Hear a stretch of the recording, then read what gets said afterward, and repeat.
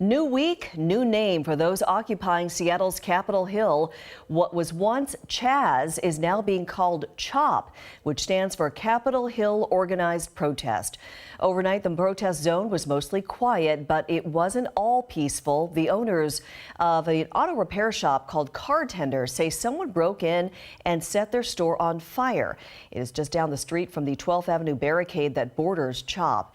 The business owners, one strapped with a rifle, tracked down the suspected thief. They say he stole $5,000 and multiple car keys.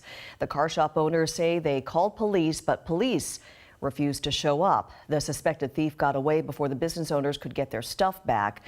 And although times can grow tense on Capitol Hill, protesters don't want their message to get lost in the chaos. King 5's Callie Greenberg is live in downtown Seattle this morning. Callie, good morning. Good morning. So if you took a walk down to CHOP or a walk through during the daytime, what you would see was a lot of speeches, big crowds, a lot of people wearing face masks. What you wouldn't see were any police. Now, as you just mentioned, there was a name change over the weekend to the Capitol Hill Organized Protest. A reminder to people that this is, in fact, a protest. But if you take a walk within the 6-block zone, what you're noticing are tents are popping up within Cal Anderson Park. And between those tents, there's now a produce garden that is formed and is being tended to. If you walk the perimeter of the park and down Pine Street, dozens of tents are offering free snacks, waters. Some of those tents are labeled healing spaces. There's even a conversation cafe. Now, people have said that during the day, the atmosphere, the vibe in Capitol Hill almost takes on a festival-like atmosphere.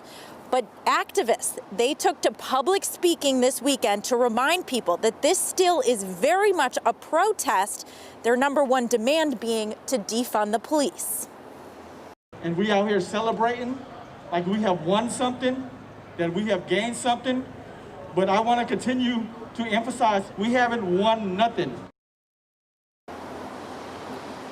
Now, over the weekend, Chief Carmen Bass, she spoke on CBS, and she was saying she doesn't know when this organized protest, the occupation of Capitol Hill, when that will end. However, she did mention she went to a march over the weekend, the large march that went through downtown, and she had an epiphany. And what she said on CBS is she said that she doesn't see police. She says policing will never be the same as it was before, and she sees things moving in a different direction. Although as of this morning, there have been no concrete statements made as to whether or not the city is going to meet the protesters' demands. Live in Seattle, Callie Greenberg, King 5 News. No end in sight. All right, Callie, thank you. Police are still looking for a man suspected of setting a fire there near the East Precinct on Capitol Hill Friday morning, right in the middle of the CHOP. Authorities have released this picture of the man. If you recognize him, you're asked to call the Seattle Police Department. Well, 3 people charged in connection with riots in Seattle 2 weeks ago now face a judge today. They're expected to be arraigned on charges ranging from robbery to hate crimes. The hearings will be held at the King County Courthouse starting at 8:30 this morning. The King County Sheriff's Office says it will follow a federal judge's order to ban the Seattle Police Department's use of tear gas. In a statement, the King County Sheriff said, quote, "Our agency will not find it necessary to even consider the use of chemical irritants or projectiles. If it is necessary, it will be under the circumstances outlined by the court and only initiated with my approval." Last Friday, Judge Richard Jones said Seattle police may not use chemical irritants against protesters. This includes tear gas and pepper spray. Admiral Church in West Seattle wants the community to join them in taking a knee for justice today. The church will be holding this event every Monday through the end of June. Organizers say it's not a protest, it's just a time to come together to kneel in silence for 8 minutes to honor lives lost to racial injustice. It starts at 8 p.m. and will be held on the lawn of Admiral Church. Mimi, Tacoma's Police Chief Don Ramsdale released a letter in response to an editorial in the News Tribune. It was titled, "Tacoma Police Chief's Silence is Deafening During Manuel Ellis George Floyd Unrest." Ellis died, remember, of oxygen deprivation while in Tacoma police custody back in March. Those officers are on leave. They have not been charged. The state is investigating. But the editorial says Chief Ramsdale is, quote, hiding behind a legal argument by not publicly discussing the Ellis case. In Ramsdale's letter, he now says, "Here is what I won't do. Comment on a case that must be investigated independently, and that means I cannot have access to any details about that investigation before it's complete."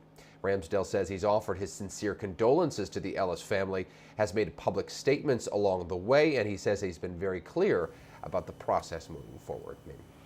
There's no doubt the nation has changed since George Floyd died 3 weeks ago. And while we have seen protests erupt on the streets, the movement is also having an effect on law enforcement officers, including Sergeant Jonna Batiste of the Washington State Patrol. She's African American, the daughter of State Patrol Chief John Batiste, and is dedicated to public service. We asked her about the new reality and her job. I love my job. And I say that. And so, I mean, times, if you had asked me that a month ago, 6 months ago, my answer would probably be vastly different than what my answer is today. Today it's tumultuous, to say the least. It's a lot of self-analyzation. I'm currently going through the roller coaster of emotions.